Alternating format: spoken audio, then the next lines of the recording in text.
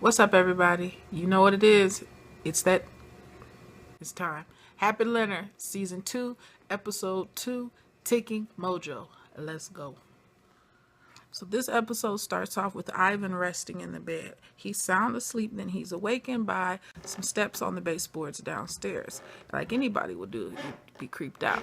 Ivan does what anybody would do. He grabs the little cowboy porcelain stuff.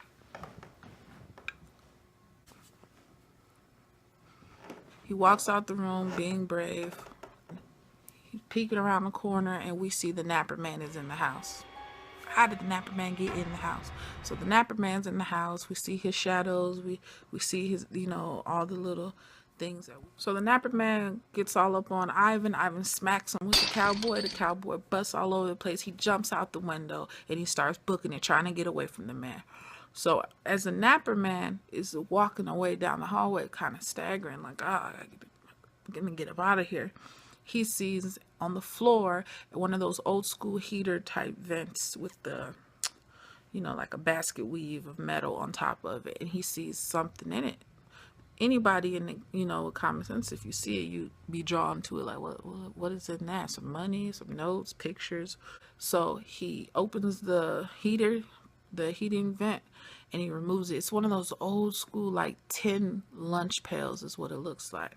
So we see Ivan outside hiding in between a car, trying to see if the Napper Man is going to, like, walk away, get in a car.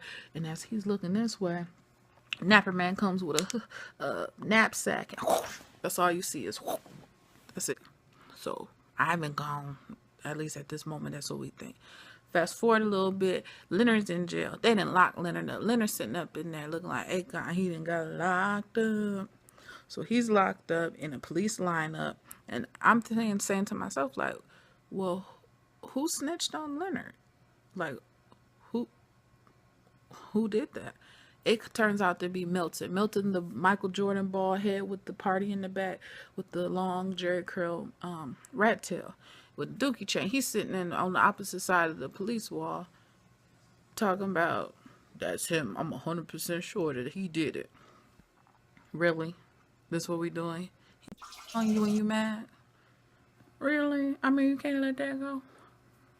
Anyway, we see Florida comes in to be Leonard's counselor. So she is his lawyer. And she's trying to tell him, look, man, they're saying that you and your Uncle Chester were in cahoots with each other and you two are the kidnapping combo. He's like, no, not me. I ain't the one. Don't put this on me. Get me up out of here. I can't be in jail. And they're like, no, man, you're going to have to be in jail. I'm sorry. You got to stay. He's like, you got to get me out of here. I can't stay in here till Monday. So it's obviously September 1986 on the weekend. That we do know. So check that off of our list. We know the time frame now, all right? Hap and Florida are at the bar having drinks, just getting to know each other, shooting the hay or whatnot. So Florida says she don't have time for kids. She don't have enough room to worry about kids and whatnot because she's always worrying about her cases. She's worrying about, the victims that are innocent black women, she said, and the innocent black men that are behind bars. That's where her focus is. That's where her passion Florida's tripped out because she's saying, man, every one of those mothers that we talked to all knew Chester's name. They all said Chester Pine. But my thing is, there has to be more to the story. I don't think Chester did it. I just don't. So Florida said that Chester actually put her through college so she can become a lawyer, through law school. Wow, I didn't see that coming. And she's even doubting if he did it or not. Nilla wafers have played such a big role in this dang on TV show. Like, for real. They're like, they were sitting on in Hap's front seat so far in the season. And the second time we see him, he's at the sheriff's department at the front desk with a deputy meanie. And of course, she's got another attitude. Second time we met her, the first time she was rude to all the mothers of the missing children. Now she rude to him. Played Hap, because Hap said, I got these Nilla wafers and I need them for my homeboy who's locked down. And I need to see him really bad. Deputy Meanie says, conjugal visits ain't going to happen. What is going on in that interview room? Deputy Slick Hair comes in and he's got, it looks like a sack of oranges, a satchel of books, a cassette recorder, I don't know what's going on. What's going to happen? Is he going to beat him with the oranges? That's right. They beat him with the oranges. They beat Leonard with the oranges like Denzel and Glory. He just sitting there taking it. Just on the back. Oranges. Orange juice. No pulp. No, yes, pulp. Tangerine. Tangerines. Mandarins. Grapefruits. Lemon. Limes. They beating him with a bag of pomelos. Once again, the writers, directors, producers of this show have done a marvelous job. What they did was, you see Leonard frustrated, angry, tired, but he's maintaining his face. He's keeping face. He's not letting him know that you're really breaking him down. He won't give you the time of day. He looks to the left in the mirror, sees a reflection of himself, and he is just... You can just see he's just drained. Deputy Sneed then hits record after whooping his tail with fruits and vegetables section of the grocery store. You and your uncle, you both like to mess with little boys, don't you? Looks away. You can see the blood pooling. You can see the blood pooling up in the corner of his mouth. And he says, "Next time, a little high and to the right on my shoulder." Deputy Sneed is still whooping on Leonard, which is sad. The detective walks in, and I feel like it's going to be some sort of, it's going to play in there. The black detective, I feel, is going to feel some type of way towards Leonard and everybody else. I feel like they're trying to make that a thing, like, oh, you're a brother and I'm a brother, and this, you know what I mean, is going on. Will the detective now have beef with Deputy Slick Hair, aka Deputy Sneed, because of him interfering in between him letting the detective whoop Leonard's ass? We don't know. The writers and producers did it again with the beautiful scenery. Now we're in the church. You see the stained glass window of the, and we see the beautiful colors, and inside it is a cross. A cross. Is that gonna play something? Yeah. It's a TV show review. Imagery plays an important role. What he said, imagery plays an important role. It's my co-star, executive producer over here, husband. Anywho, so check this out. So what? Inside the cross is a small child, possibly baby Jesus. Which is interesting because will that play a part with it being a cross in a young boy? So the next scene starts off at the church, and this is the church of Fitzgerald James. We remember him at the table having breakfast with TJ with and Mima. James is the pastor of this church. Everybody's there. They're happy. They're singing gospel music, and it's just like the great place for the community is basically what that scene is saying. Little gown in a bed on his side, looking just distraught as a mug, in handcuffs. We see the detective to his side looking at him like, dang. So the female nurse says, you really fell or something like that. You fell hard, didn't you? And Leonard still did not snitch and say what it is, what really happened. He kept it to himself. You see is Nurse Daisy Dukes, aka Leonard's nurse Vespa. He says to the nurse, to the female, that she can just leave for a minute. New Hope Missionary Baptist Kojic Episcopalian Presbyterian Baptist Church is having their service. The pastor, Fitzgerald, is talking about how the children were taken and whoever did it, whoever took the kids, how, the devil had their way with these children.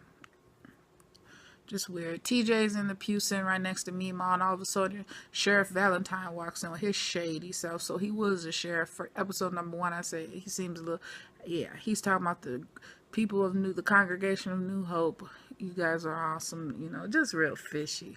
Not only does he interrupt in the midst of a sermon, Sheriff Valentine, his son is Bo Otis, aka the person who's running for judge. Corrupt. You can already tell. He says, oh, not only am I interrupting service and all y'all looking at me feeling awkward, oh, by the way, can I have a few words at the pulpit? So the sheriff is talking about the invisible lines between black and white, between the law and the citizens and the community, how it's divided. This shenanigans. Then he says, you know what? It ain't very much a line at all. It's an invisible line that's been replaced by walls. That is probably more so. He says the walls are made with distrust, and the church congregation pewing that. We in church and I'm trying to be right and I could say what I want to say, but I won't because we are in the midst of the service and in God's house. But everybody knows he's full of it. Man, obviously they came there to just plug the political campaign that they're going after. I mean, why do that? That's pretty low. So like I said, TJ and Meemaw were there for the service. TJ is actually wheeling Meemaw out in her wheelchair. Bo Otis decides to tell Meemaw, have a blessed Sunday, mother. And Meemaw says, mother? Mama? I don't recall giving birth to no white children. Bo says, bless your sweet feisty heart. I do hope I can get your vote. Mr. Hap and says, you see that white man standing there? That is the only white man I like. Bo Otis says to Meemaw, what about Jesus? Meemaw says, Jesus wasn't white. Come on, TJ. Man, these dang on writers done did it again. Guess what? Y'all ain't gonna believe this. I know y'all know already. Guess what? Okay, so after church, it cuts straight till you see Leonard in his jail cell, but you hear somebody going, Bugs, Bugs, Bugs, and then you see them pushing the cart at the jail with books. You see gray hair and like a gray afro, an older man, and then you say, Creeper. It's the Creeper. The Creeper is pushing the books at the jail. He messed around and he took like some salt and put it in the line over he took some salt and he put salt around the front of Leonard's jail cell. Then he put coins on top, like some mojo. It's a mojo for real. Some old weird magic type stuff for real. And so Leonard's like, yo, you better take that up out of here. I ain't into that. It's even creepier and says, you like cowboys? Now, flashback in the beginning of the scene, the beginning of the episode, when Ivan was in the room, resting in the bed, and little cowboy memorabilia was all over Leonard's childhood room. He tells Leonard now, you like cowboys? So then Creeper hands Leonard a book, Buckaroo something. Comment below what's the name of the book. Buckaroo what? So it gets creepier. Y'all ready? You sure you're ready? Okay. Okay. So Leonard says, I had that book when I was a boy. And he's got this face like, I know. Leonard opens the book. It's like hollowed out in a circle with a chicken foot sitting there. Tickin Mojo. We're in court. We're in the courtroom and we see that Bo Otis is actually the judge residing. And we see Hap, we see Florida, we see Leonard on this side, and we see the opposing counsel or whatnot. Well, they decide they're not going to release Leonard. Then it cuts to a bathroom scene where it's just Hap and Bo Otis in the restroom. So Hap's kind of like, you know what, forget it. I'm going at you at the jugular. Washing their hands. You can see its tension. You see Bo here. You see Hap there. Washing his hands. He goes, hey, Hap and Leonard Pine, Hap Collins, Leonard Pine, that doesn't ring a bell in your head? Like, you don't know? He's like, well, why should I? He says, you don't remember the names of the kids you killed, our fathers. And he goes, oh, you got a lot of nerve. After you killed our fathers, how much did your daddy have to pay to make it go away? Bo Otis, with his punk self, could say is, I'm sorry for the past, but I can't make it go away. That's it. They parents is gone. They had hellish lives. You know what I mean? Things could have been different. That's all you have to say for yourself. Hap being Hap says, you're right. The past should be the past. It would be terrible if the world knew what you did.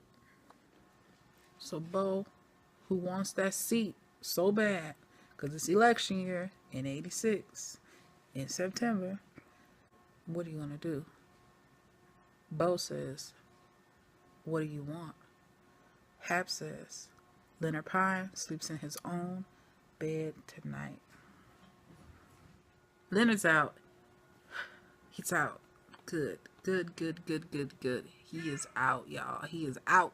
Florida says, hey man, look, I ain't saying you need to jump bail or whatever, but you probably need to get up out of here. I got a cousin in Abilene. If you want to go there, you can hide out. He's like, I ain't about no ducking and diving. Well, he gets home. We see Raul in his room. Like, hey, look, if you don't mind, I know you about to blow town or whatever, but do you mind if I just wait here until if Ivan comes back? Leonard's about to leave out his room. He looks and he noticed the porcelain cowboy's missing. He's like, where's my cowboy? Leonard knows something's up. He knows something's fishy. He's like, yo, look, ever since I was 9 years old, it's been like this. Something ain't right. I love the fact that when Raul comes into the scene, it changes the dynamic of everything. It breaks everything up. Same as when Florida comes in, it breaks everything up.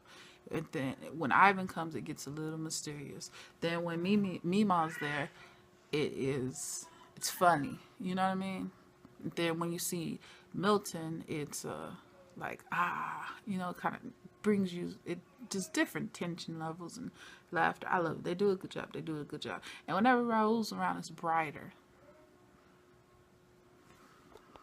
Y'all have to forgive me, but I'm going to finish this episode out laying out because I don't really feel that great. Man, it just got crazy. So they're doing this whole boom, boom, boom. Like on the count of three, basically, we're going to open this door, we're going to unhook it, and we're going to get Ivan, or somebody's going to bust us with some lead, or we're going to hammer him. We're going to hammer him. One's on one side of the door, one's on the other side. So one, two, three. They open the door and you see a double barrel went right at their face, and it's a old creeper man. Like, about time.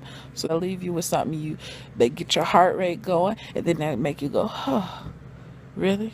So the creeper man wasn't even the one who had Ivan. Freaking Milton, the drug dealer neighbor with the red tail and the bald head, he got Milton. So we see the knapsack coming off. The knapsack comes off and Milton's unveiling. Like, hey, I got you now. Now somebody, please comment below so that I'll know what. Stop calling him a creeper man. Y'all tell me what his real name is. Please write down, comment below. The very first episode when Ivan threw something onto the top of Milton's roof, where obviously it was that little case of some product or something to do what Milton's doing. Well, Milton's like, you gonna do that? He stabs a hole into the mattress, sticks the box in there, and I guess he wants Ivan to do that at Chester's house. I think he got such a hate for Leonard that he wants Leonard to go down for drugs. But the old man is saying to Hap and Leonard that, the bones be speaking to him, the bones be calling him. That's why he, went out to the pond. That's why he does what he does. The directors did once again. The creeper man says he has a room full of dead animals all over. Hap says, did you kill these animals? He goes, nah, I never kill them. Find them dead.